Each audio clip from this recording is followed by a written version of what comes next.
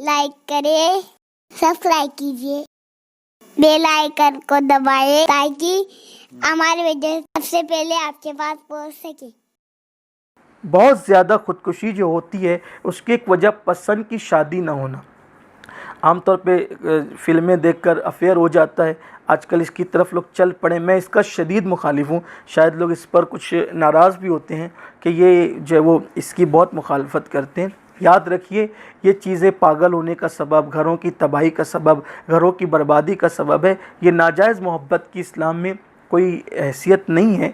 हाँ, शादी से पहले मोहब्बत इस्लाम करने की इजाज़त नहीं देता, शादी के बाद मोहब्बत की इजाज़त है। फिर जितना चाहे करो और जी भर के करो, पेट भर के करो, जो जो भर के कर सकते हो सब भर के करो, इसलिए कि मोहब्बत करने की अल्लाह ताला ने इजाज़त दी है। बल्कि मियाँ बीवी का रिश्ता है ही मोहब्बत के लिए। कभी कभी कुछ कड़वाहटें हो जाती हैं, वो फितरी तकाज़े, लेकिन वो कड़वाहटों में भी एक पीछे मोहब्बत छुपी रहती है। अगर कोई कड़वाहटों के पीछे मोहब्बत को नहीं जानता तो उसको एक बात याद रखना चाहिए, कोई भी मीठी चीज़ को जब आप चबाएंगे तो बहुत मीठी होने के बाद वो कड़वी लगने लगती है, और बहुत कड़वी चीज़ को जब आप चबाएंगे तो बहुत कड़वाहट के बाद वो मीठी ही रहती है। इससे पता चला हर कड़वाहटों में मिठास छुपी हुई है और हर मिठास में कड़वाहट छुपी हुई है। आप इसको तजुर्बा करके देख सकते हैं।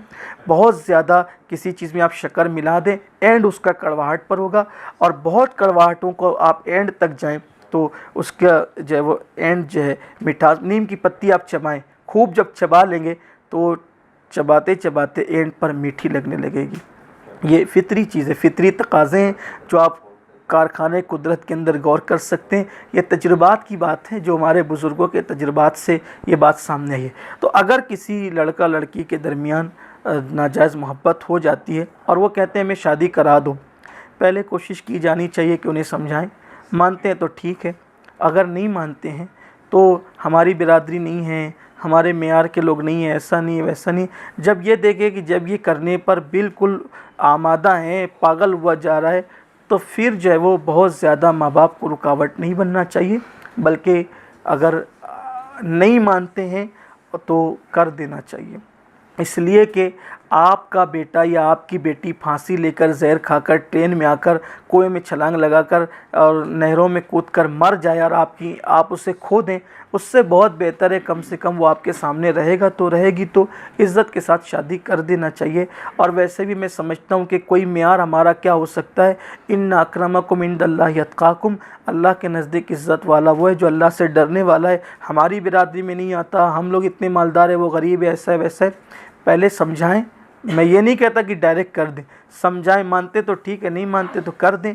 अगर ऐसा है कि करने पर उसका नुकसान है तो फिर ये होगा भी चले, जिसका हाथ टूटेगा उसके गले में बंधेगा, उससे ज़्यादा क्या कर सकते हैं। जैसा किया वैसा भुगतेगा, और जैसा किया वैसा भुगतेगी। और ये भी देखने में आ रहा है कि बहुत मोहब्बत की शादी करते हैं, एक बच्चा भी नहीं होता, फिर उसके बाद जो तूफ़ान आता है तो उसके बाद फिर ही पना पना तौबा तौबा करते हैं। लेकिन तौबा का वक्त ऐसा लगता है कि उस मामले में उसके लिए ख़त्म हो चुका होता है। जब उसने शादी कर ली, फांसी गया।